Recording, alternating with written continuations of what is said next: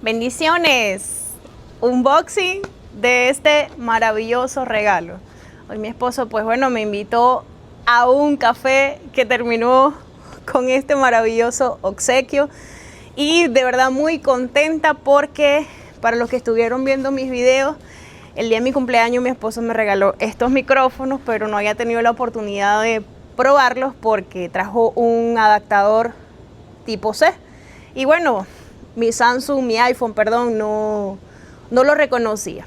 Hasta que ayer, gracias al Señor, conseguí el convertidor y bueno, aquí emocionada ya probando los micrófonos. Y ahora pues vamos a hablar de este maravilloso regalo. El Samsung Galaxy S25 Ultra. Estoy desde hace ya un tiempo pues haciendo un diplomado para crecer en la creación de contenido.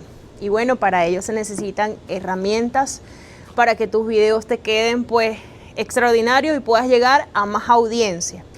El Samsung Galaxy S25 Ultra tiene una memoria de 512 GB y la cámara es de 200 megapíxeles, o sea que los videos van a ser extraordinarios. Esto recuerdo que lo vimos en un video de España. Y bueno, entre una cosa y la otra no se había dado la oportunidad de que mi esposo me lo comprara.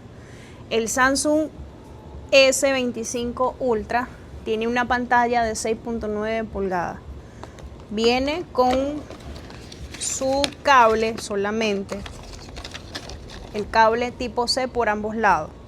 Asegúrense de cuando vayan a comprar un cargador, sea original para no causarle algún defecto al equipo. Quiero añadir en este video es que si tú le pides las cosas al Señor con fe y creyendo de verdad que Él te suplirá todo conforme a sus riquezas en gloria, ese día va a llegar. Bien sea mañana, bien sea pasado, no te desesperes. Espera en el Señor, como decía el salmista, esperé pacientemente en el Señor y Él me oyó y me libró de todo.